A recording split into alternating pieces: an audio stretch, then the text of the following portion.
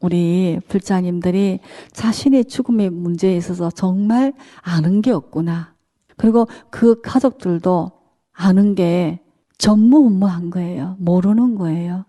그래서 어떻게 죽어가야 하는지, 죽을 때 무엇을 어떻게 해줘야 하는지, 그 다음에 죽고 난 뒤에 나는 도대체 어디로 가는지, 가서 어떻게 되는지, 이런 대책과 준비가 안 돼 있는 거예요.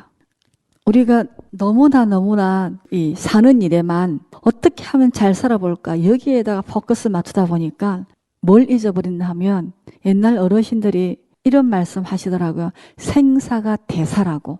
생사가 대사라. 이게 무슨 뜻일까 했더니 사람의 일생 중에 가장 중요한 것이 죽어갈 때와 죽었을 때가 가장 중요하다라는 걸 함축해서 하신 말씀이 생사가 대사다. 이렇게 말씀하신 거더라고요.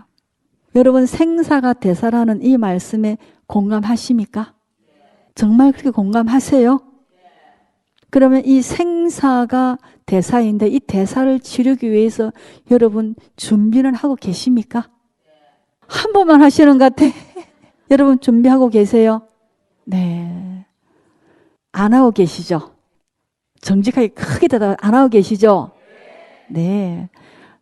마땅히 그리 하실 거라고 생각했습니다. 네. 안 하고 계시는 거예요. 안 하고 있을 뿐만 아니라 다른 사람이 하지 않는 것에 대해서도 우리는 다 괜찮은 거예요. 그리고 내 남편, 우리 가족들이, 우리 부모님이, 우리 아내가 하지 않아도 괜찮은 거예요. 왜? 온전히 우리는 어떻게 살면 좀 편안하고, 어떻게 살면 돈이 많고, 어떻게 살면 우리들에게 주어진 이 인생이 고달프지 않을까에만 집중하다 보니까 정말 내 일생에서 마지막인 이 죽음에 관련한 이 부분에 대해서 우리는 마음을 갖다 댈 틈도 없고 시간이 없는 거죠. 그러다가 우리는 죽게 되죠. 어떻게 죽어갈 것이며 죽을 때 무슨 일이 일어나는지, 죽고 나면 도대체 어떻게 되는지 한번 생각해 보셨습니까? 내일 아침에 뭘 먹고 내일 낮에 누구랑 만나서 뭐를 먹을 것인지는 생각하는데 내가 오늘 밤에 만약에 죽게 된다면 이거 어떻게 할 건가? 이거에 대한 대책이 없는 거예요. 내가 죽을 때 뭘 입고 갈 것인지도 생각을 못 해요. 생각을 해두지 않습니다. 내가 뭘 입고 갈 건지. 네. 여러분들이 살았을 때는 아주 예쁜 그 스카프와 또 이렇게 예쁜 옷과 이런 거 입고 다니시다가 갑자기 죽게 되면은 생전 보지 않은 도포자락 같은 허연 옷을 입고 그렇게 가게 됩니다. 이게 정말 내가 원하는 나의 죽음의 모습인지, 정말 이리 가도 되는지, 이거 우리가 생각해 봐야 되지 않을까요? 그래서 저는 여러분들에게 시간이 한정이 되어 있기 때문에 긴 이야기는 할 수 없습니다. 아주 매우 중요한 거 몇 가지만 알려드리려고 해요. 잘 귀담아 들으시고 앞으로 여러분들이나 여러분 이웃이 가족이 죽어갈 때 이 부분이 반드시 잘 지켜질 수 있도록 정신을 차려야 하고 이 부분에 대해서 잘 유념하시고 앞으로는 사는 것도 중요하지만 마지막에 내 삶이 마무리되어지는 이 부분도 매우 중요하다는 걸 우리가 인식을 함께 해가야 한다는 걸 말씀드리고 싶은 거예요. 첫 번째, 우리가 죽어감. 네. 죽음의 모양은 여러 가지입니다. 사고로 죽을 수도 있고, 잠자다가 돌아가실 수도 있고, 그 다음에 여러 가지 원인으로 돌아갈 수 있겠지만, 제가 지금 말씀드리는 것은 사고나 이렇게 갑작스럽게 죽어가시는 분들을 제외한 노안이나 질병에 의해서 돌아가시는 분을 중심에 두고 드리는 말씀이에요. 우리가 돌아가시려고 하면 지수하풍 4대가 온 몸으로 구성되어 있는 이 몸의 물질들이 차례차례 무너집니다. 지대가 무너지고 그 다음 지수대가 무너지고 그 다음에 화대가 무너지고 마지막으로 풍대가 무너집니다. 그래서 흩어지죠. 처음에 지대가 무너질 때 어떤 사람은 지대가 무너지는 기간이 보름, 한 달, 길게는 한 달, 짧게는 일주일 뭐 이렇게 될 수 있습니다. 근데 우리가 그 육안으로 확인할 수 있는 건 우리가 그분의 이렇게 피부를 이렇게 당겨보면 아, 이게 피부의 근육의 힘의 척도가 얼마만큼 강하고 약한지를 보고 아, 이것이 지대가 무너지는지 아니면 아직까지는 유지가 되는지 이런 것들을 확인할 수 있는 거예요. 그래서 지대가 무너지는 환자들은 이렇게 당기면 이게 피부가 쭉 당겨 올라와서 놓으면 힘없이 펴지는 것이 아니라 그대로 천천히 이렇게 그냥 흩어지는 거예요. 탁 펴지는 게 아니라 흩어지는 요 지점이 오면 이거는 지대가 무너진다라고 저희가 보는 거예요. 그 다음에 이제 수대가 무너질 때는 이 곳곳이나 이마 같은데 요 코 언저리에 땀이 송글송글 맺히죠. 그 땀을 이렇게 만져서 이렇게 해서 이렇게 만져보면 땀이 끈적끈적해요. 우리 몸에 있는 마지막 증기가 그렇게 땀구멍을 통해서 땀하고 다른 아주 송글송글하고 끈적끈적한 그런 물기운들이 흩어지는 거죠. 아, 수대가 무너지는구나. 그래서 수대가 무너지기 시작하면 길게는 일주일, 짧게는 2, 3일 이내로 환자가 돌아가시게 됩니다. 그리고 나면 이제 화대가 무너지죠. 화대가 무너지면 환자가 답답하다 그래요. 답답하고 깝깝하고 목이 마르고 갈증이 나고 그런 몸 안에 있는 뜨거운 기운들이 흩어지면서 일어나는 현상인 거죠. 화대가 일어나게 되면 길게는 한 5일, 짧게는 2, 3일 안에 돌아가시게 되는 겁니다. 그래서 그런 부분들을 잘 보면서 적어도 이제 몸에 수대가 흩어지거나 화대가 흩어질 때 되면 환자를 더 이상 다른 곳으로 움직이지 않는 거예요. 네. 움직이면 안 되는 거예요.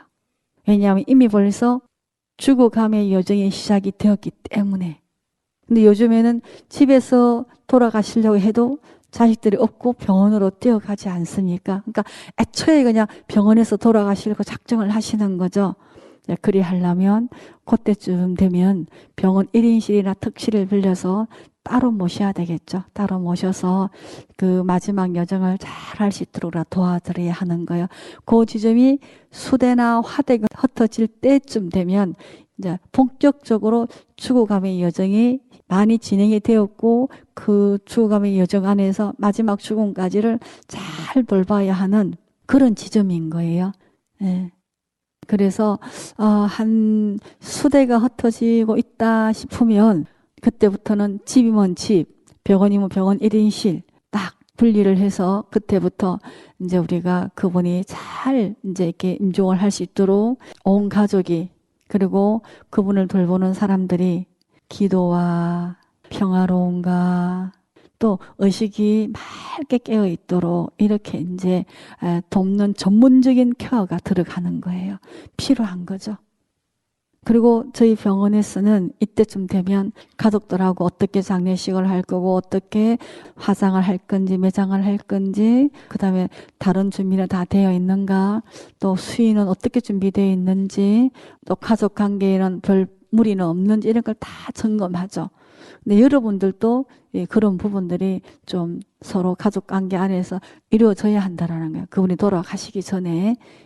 그래서 이제 화대가 무너지면 저희 병원 같은 경우에는 환자를 1인실에 딱 모시고 스님들이 조용하게 들어가고 나가고 하면서 기도해요. 계속 알아들을 수 있도록 그리고 의식이 깨어 있을 수 있도록 도와드려야 되고 그 다음에는 이제 환자가 병원에 있든 가정에 있든 간에 우리 방광 속에 오줌이 차이죠. 물을 먹지 않아도 오줌이 차이는 거예요. 그래서 오줌을 다 뽑아내줘야 돼요.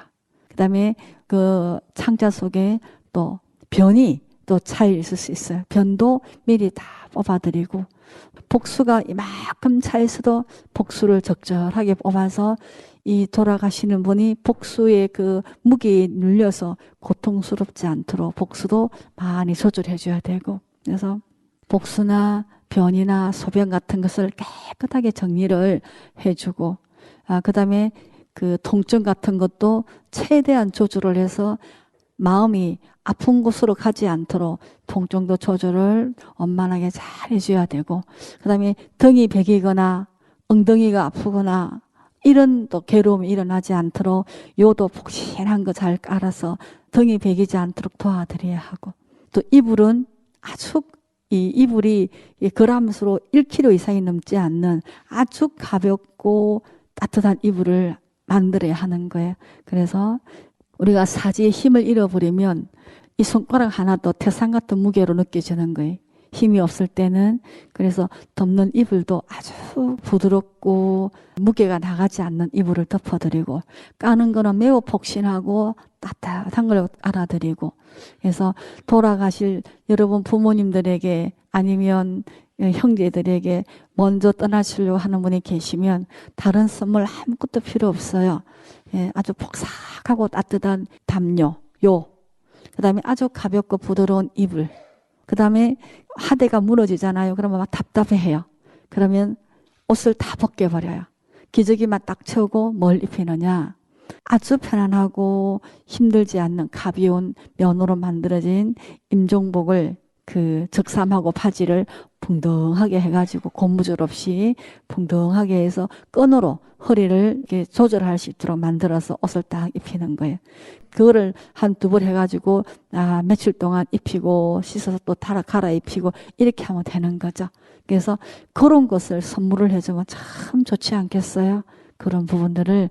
그래서 아주 등이 베기지 않도록, 아프지 않도록, 뼈가 눌려서 힘들지 않도록, 그리고 그 병원 침대나 집에 있을지라도 누워있는 그 자세가 괴로움이 일어나지 않도록 잘 보살펴야 하는 거예요.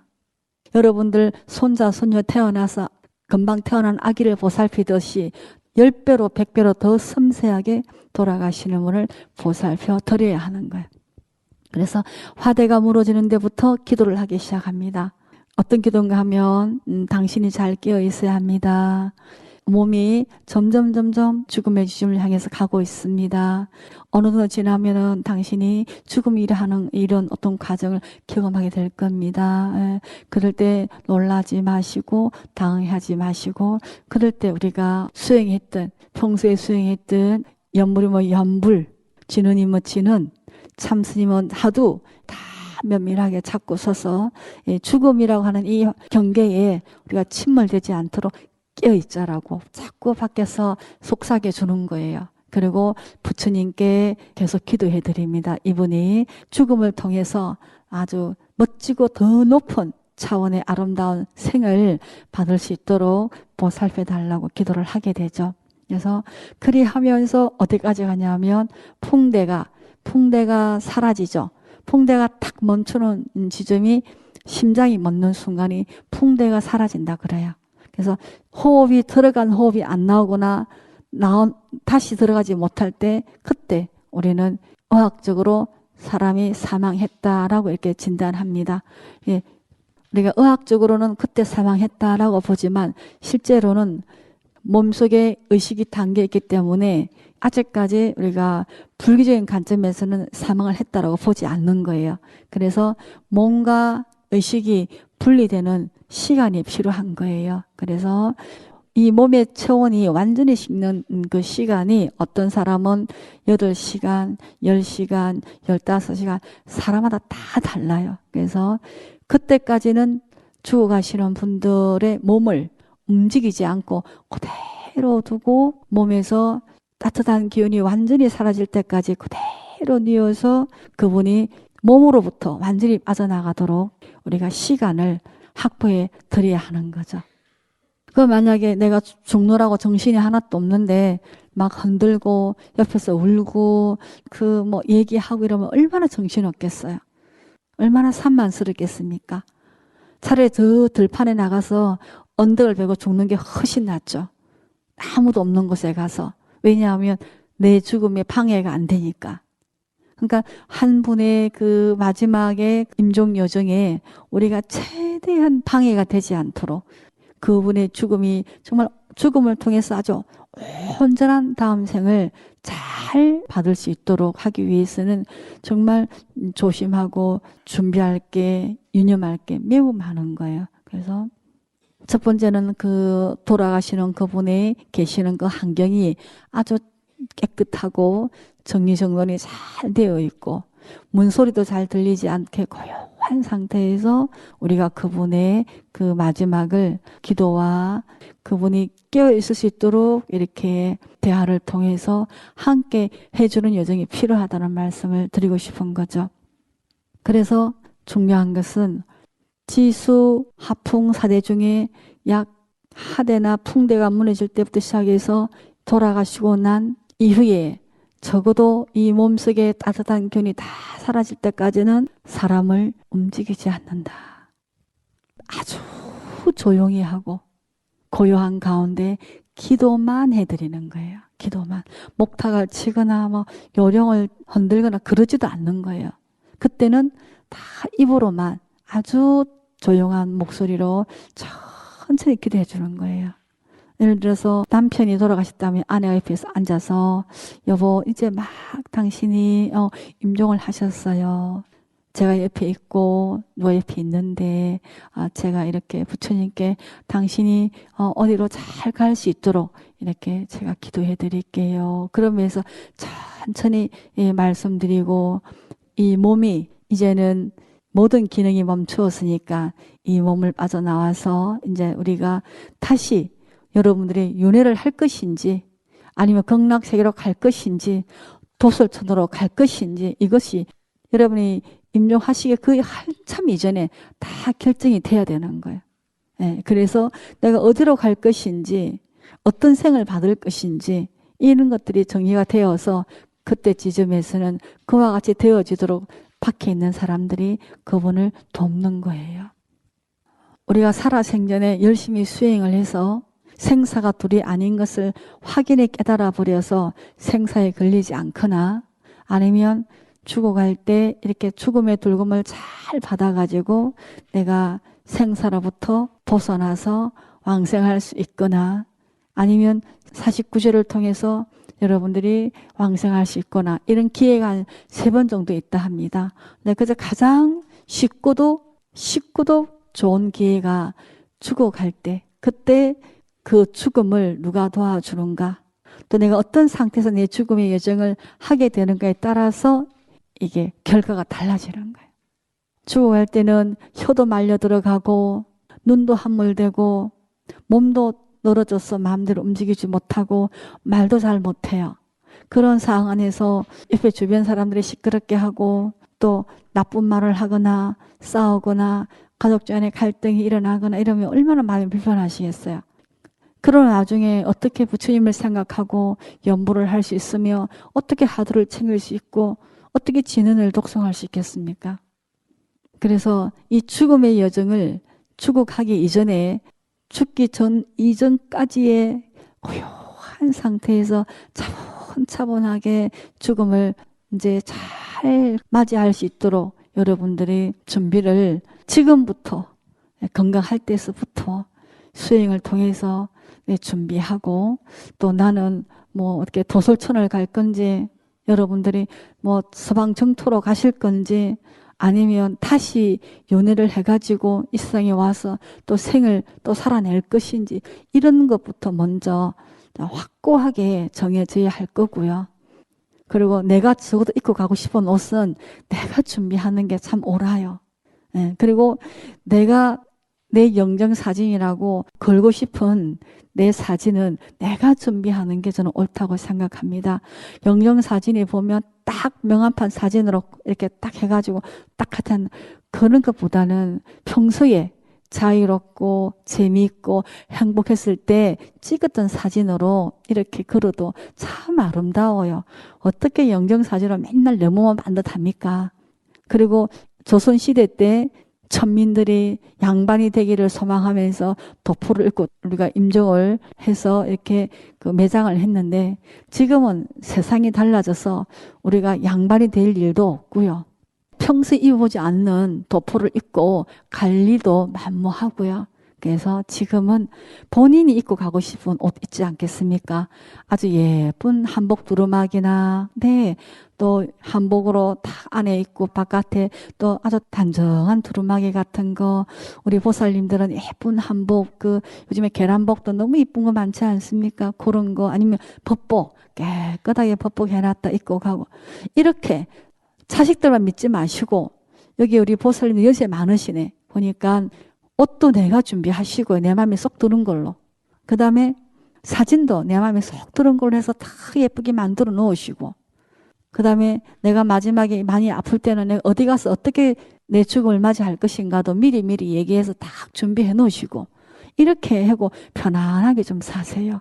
그냥 사시다가 마지막 나중에 되면은 어찌 할 바도 모르고 뭐를 사다 입혀야 할지도 모르고 그런 사례를 보게 됩니다. 그래서 제가 여러분들에게 꼭 알려드리고 싶은 부분은 돌아가시려고 할 때부터 돌아가시고 나서 몸에 온기가 다 사라질 때까지는 사람을 뭐 옷을 갈아입힌다고 옷을 움직이고 막 이렇게도 안 되는 거예요. 그거는 몸이 완전히 식고 난 뒤에 정말 시신이 되었을 때 그때 몸을 닦아서 옷을 갈아입히도 늦지 않으니까 다 임종을 하게 되면 그대로 두고 손발만 반듯하게 해놔놓고 기도만 해드리면 되는 거예요. 그래서 완전히 다 식었을 때 그때 뭐 영안실로 모시고 가든 또 아니면 뭐 옷을 갈아입히시든 이렇게 해도 된다는 말씀이죠.